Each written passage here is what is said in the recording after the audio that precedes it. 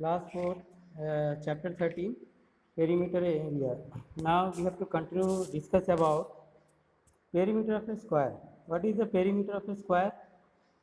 A square is a closed figure in which all the sides are equal and all the angles are right angles. यहाँ पर देखो एक square बना हुआ है। स्क्वायर में क्या होते हैं, सभी साइड आपस में क्या होते हैं, बराबर होते हैं। जैसे यहाँ 5 किलोमीटर दिया हुआ है तो सभी 5 किलोमीटर करके ही है, तो इसमें सभी साइड क्या होते हैं, आपस में बराबर होते हैं। और इसके साइड आपस में बराबर होते हैं, इसलिए इसका जो अगर आप पेरीमीटर लिखना चाहोगे तो हो जाएगा यहाँ पे perimeter of square equal to 4 into length of one side. और या तो नॉर्मली अगर आप पेरीमीटर निकाल रहे हैं तो यहाँ पे क्या हो जाएंगे कि आप सभी साइड को ऐड कर दो। तो अगर सभी साइड को ऐड करोगे तो कितने हो जाएंगे, A B plus B C plus C D plus D A, ऐसे भी कर सकते हैं। तो इसमें क्या हो जाएंगे, 5 किलोमीटर करके सभी साइड को हम लोग क्या कर रहे हैं, ऐड कर दे रहे हैं। तो कितना हो जा रहा है यहाँ पे 20 किलोमीटर हो जा रहा है। और नहीं तो इसका जो फार्मूला है perimeter of square equal to 4 into length of one side या 4 इंटू साइड। तो यहाँ पे क्या हो जाएगा तब आपका 4 इंटू एक साइड कितना, 5 किलोमीटर, बस लिख दो यहाँ पे हो जाएगा आपका 20 किलोमीटर। तो इस तरीके से भी आप कर सकते हैं। इफ यहाँ पर एग्जांपल कैसे दिया होता है, if a boy walks around a square garden to side is 5 kilometre, how much distance will he cover.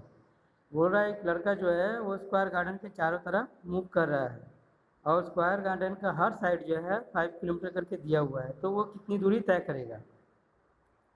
He will cover the length of all the 4 sides of the square. Therefore, distance covered equal to 5 kilometre plus 5 kilometre plus 5 kilometre plus 5 kilometre. या तो चारों को add कर दो या फिर 4 into one side, तो 4 into one side में 5, तो 20 किलोमीटर हो जाएगा। Surface is that part of the object which you can feel with your finger or see through your eyes। तो यहाँ पे हम क्या कर रहे हैं कि सी थ्रो योर आईज, कहाँ तक हम लोग पढ़ रहे थे, surface is that part of the object which you can feel with your finger और see through your eyes. Object generally have two kinds of surface, plane surface and curve surface. तो plane surface किसको बोलते हैं, plane surface means a level surface in which no part is curve. Plane surface उस surface को बोलते हैं जिसका कोई नो पार्ट इज कर्व होगा, मतलब कोई भी पार्ट क्या होगा, कर्व नहीं होगा बल्कि एकदम प्लेन होगा। फॉर एग्जांपल जैसे पेपर लेते हैं, टेबल लेते हैं, अलमीरा लेते हैं, टीवी स्क्रीन लेते हैं, ब्लैक बोर्ड लेते हैं, तो ये सारे क्या आते हैं, प्लेन सरफेस में आते हैं। कर्व सरफेस में क्या है, curve surface means a surface in which no part is plane. Curve surface में वो सरफेस आते हैं जो प्लेन नहीं होते हैं। There is a bend on the surface which forms a curve. Curve में क्या होता है कि एक बेंड रहता है, एक घुमावदार रहता है, ठीक है।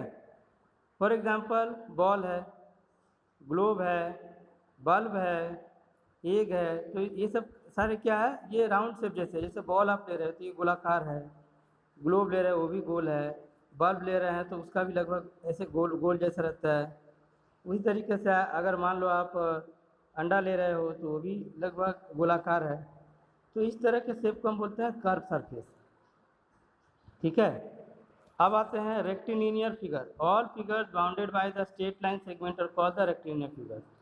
अगर कोई फिगर स्ट्रेट लाइन से बाउंडेड है, स्ट्रेट लाइन से मिलके बना हुआ है, तो उस तरह के फिगर को हम बोलेंगे रेक्टिलिनियर फिगर। फॉर एग्जांपल जैसे यहाँ पे ट्रायंगल दिया हुआ है, तो ट्रायंगल में कैसे होते हैं, तो ये क्या हो रहा है, 3 स्ट्रेट लाइन से मिलकर बना है। उसी तरीके से स्क्वायर है, उसी तरीके से मान लो रेक्टेंगल है, जितने क्वाड्रिलेटरल वगैरह है सारे क्या है, जितने पॉलीगन्स आएंगे वो सारे क्या रेक्टिलिनियर फिगर्स में हो जाएंगे।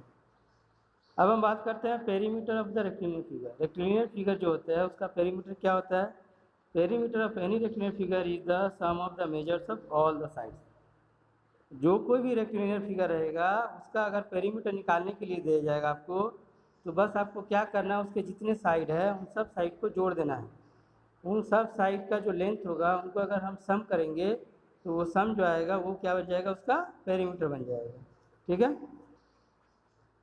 Now we have to discuss about here the one of the sum has given. यहाँ पे एक सवाल दिया हुआ है, जैसे देखो यहाँ पे कितने साइड है, one A B one, B C two, C D three, D E four, E F five, F A six, यहाँ सिक्स साइड है। ठीक है। ये सिक्स साइड का एक फिगर बना हुआ है, इसमें देखो सब साइड का लेंथ अलग है। ए बी का लेंथ है 2 सेंटीमीटर, बी सी का है 3 सेंटीमीटर, सी डी का है 1.5 सेंटीमीटर, डी ई का है 3 सेंटीमीटर, ई एफ का है 3 सेंटीमीटर, एफ ए का है 3 सेंटीमीटर। अब अगर इन सब साइड को हम ऐड करेंगे तो कितना मिलेगा पेरीमीटर? तो perimeter of the rectangular figure क्या हो जाएगा, sum of the length of all side. सभी साइडों का जो हम जोड़ करेंगे तो वो जो होगा वो उसका क्या बन जाएगा, पेरीमीटर बन जाएगा। तो पेरीमीटर यहाँ पे कितना हो रहा है, 2 centimetre, 3 centimetre, 1.5 centimetre, 3 centimetre, 3 centimetre, 3 centimetre, तो कितना हो जाएंगे 15.5 सेंटीमीटर।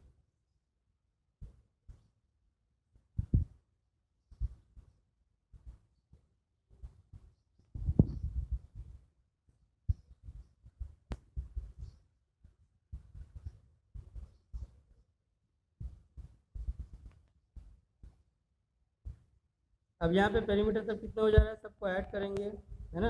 ऐड करने के बाद जो आपका आ जाएगा 2 centimetre, 3 centimetre, 1.5 centimetre, 3 centimetre, 3 centimetre, 3 centimetre, तो सबको ऐड करने के बाद आया यहाँ पे 15.5 सेंटीमीटर। तो ये हो गया आपका पेरीमीटर। ठीक है, किसका पेरीमीटर, ये जो फिगर दिया हुआ है। तो इसी तरीके से कोई भी रेक्टेंगुलर फिगर रहेगा तो उसका अगर आप पेरीमीटर निकालोगे तो बस उसके जो साइड है उसको ऐड कर देना है। अगर हम साइड को ऐड कर देंगे तो उसका पेरीमीटर निकल जाएगा। ठीक है ना। पेरीमीटर ऑफ रेक्टेंगल, यहाँ पे रेक्टेंगल दिया हुआ है उसका पेरीमीटर निकालना है। तो यहाँ क्या लिखा हुआ पहले वो पढ़ते हैं। Rectangle is a close figure which assembles a square except that in a square all sides are equal. Square में क्या होता है, रेक्टेंगल क्या होते हैं, रेक्टेंगल में सभी साइड बराबर नहीं होते, लेकिन स्क्वायर में क्या होता है, सारे साइड बराबर होते हैं। However in rectangle only the opposite sides are equal. Rectangle में लेकिन जो अपोजिट साइड्स बराबर होते हैं, जैसे ये जो ये लेंथ है ये लेंथ के बराबर होगा, मीन्स ये सी डी अगर 5 है सेंटीमीटर तो ए बी भी 5 सेंटीमीटर होगा। इसको बोलते हैं ब्रेड्थ। ब्रेड्थ जो है अगर 3 सेंटीमीटर है ए डी तो बी सी भी 3 सेंटीमीटर होगा। तो the longest side of a rectangle is called the length. तो इसीलिए किसी भी रेक्टेंगल का जो सबसे लंबा साइड होता है उसको हम लोग बोलते हैं लेंथ, और जो छोटा साइड होता है उसको हम बोलते हैं ब्रेड्थ। तो the perimeter of rectangle equal to A B plus B C plus C D plus D A. अब यहाँ पे हम क्या करेंगे, ऐड करेंगे। तो A B plus B C का मतलब क्या है, ए बी प्लस यहाँ पे हो गया A B plus C D का मतलब है ए बी, तो सी डी मतलब ए बी ले लिया। उसके बाद है बी सी का मतलब क्या है ए डी, ये मतलब ए डी का मतलब क्या है बी सी, तो यहाँ पे क्या किया ए डी का मतलब बी सी लिया। आपको इस तरह से चेंजिंग करके लिखने की कोई ज़रूरत नहीं है, ये समझाने के लिए आपको किया गया है कि ऐसे कैसे हो रहा है। तो जैसे यहाँ पे समझिए पहले बात को, जैसे यहाँ पे सी डी का लेंथ 5 सेंटीमीटर है और यहाँ पे ए बी का लेंथ नहीं दिया हुआ है, इसका मतलब सी डी 5 है तो ए बी भी 5 होगा। तो इसका मतलब A B equal to C D, तो यहाँ पे A B plus C D की जगह ए बी लिख दिया है। उसी तरीक़ा से यहाँ पे ए डी इक्वल टू 3 है तो बी सी इक्वल टू भी 3 होगा, क्योंकि चौड़ाई दोनों बराबर है। तो यहाँ पे बी सी इक्वल टू क्या हो जाएगा, ए डी इक्वल टू भी बी सी लिख देंगे। तो यह 2 ए बी हो गया, ऐड करके 2 बी सी हो गया। 2 कॉमन ले लेंगे इसमें से, तो बस यहाँ से अगर मान लो हम 2 कॉमन ले रहे हैं तो क्या बचेगा, A B plus B C. सीधा सा बात क्या हो जाएगा, 2 ए बी मतलब लेंथ है तो 2 लेंथ प्लस ब्रेथ, ये हो जा रहा है। इसका मतलब पेरीमीटर का जो रेक्टेंगल होगा वो हो जाएगा आपका 2 multiply in bracket length plus breadth, ये हो जाएगा उसका पेरीमीटर। तो पेरीमीटर ऑफ रेक्टेंगल इसी तरीके से निकालेंगे। अब हम बात करते हैं perimeter of a triangle. Triangle का पेरीमीटर कैसे निकालेंगे, तो perimeter of a triangle equal to sum of all sides of a triangle. सभी ट्रायंगल के सारे साइड को अगर हम ऐड करेंगे तो जो आएगा उसको हम बोलेंगे पेरीमीटर ऑफ अ ट्रायंगल। तो जैसे यहाँ पे ट्रायंगल दिया हुआ है ए बी बी सी सी ए, तो यहाँ कितना 3 सेंटीमीटर, 5 सेंटीमीटर, 4 सेंटीमीटर, तो तीनों का ऐड करो 3 + 5 8, 8 + 4 12 हो जा रहे हैं। तो ए बी आपका A B plus B C plus C, तीनों अलग अलग साइड है, तो तीनों का आपको यहाँ पे क्या करना है, जस्ट वैल्यू बैठा देना। तो ए बी का वैल्यू 3 सेंटीमीटर, BC का है 5 सेंटीमीटर, CA का है 4 सेंटीमीटर, ये हो गया आपका 12 सेंटीमीटर। तो इसीलिए perimeter of the triangle equal to क्या हो जाएगा, sum of the length of the three side. सारे जो ट्रायंगल है उसके तीनों साइड का जो लेंथ होगा, सम जो होगा, उसको हम बोलेंगे पेरीमीटर ऑफ अ ट्रायंगल। ठीक है, अब हम अगले टॉपिक की तरफ बढ़ते हैं। Perimeter of an equilateral triangle. Equilateral triangle का पेरीमीटर क्या होगा, ये निकालना है। तो इक्विलेटरल ट्रायंगल का जो पेरीमीटर होता है वो कैसे निकालते हैं, in equilateral triangle all the sides are equal. Equilateral triangle में क्या होते हैं, सारे साइड आपस में बराबर होते हैं। ठीक है, तो सारे साइड आपस में बराबर होते हैं, तो इस हिसाब से क्या हो जाएंगे, perimeter of equilateral triangle A B plus B C plus C A, मतलब सब साइड बराबर है। तो यहाँ पर मैंने क्या क्या वैल्यू बैठा दिया, 3 सेंटीमीटर 3 सेंटीमीटर 3 सेंटीमीटर, कितने हो गए 9, तो 3 3 जा 9 सेंटीमीटर, तो 9 सेंटीमीटर हो गए। तो पेरीमीटर ऑफ इक्विलेटरल ट्रायंगल हम लिखेंगे 3 इंटू साइड। तो इस तरीक़ा से आप क्या कर सकते हो कि इक्विलेटरल ट्रायंगल का पेरीमीटर निकाल सकते हैं हम लोग। तो इक्विलेटरल ट्रायंगल का पेरीमीटर कैसे निकालना है ये आपको समझ में आ गया होगा। इस तरीक़े से आपको निकालना है इसका पेरीमीटर। ठीक है।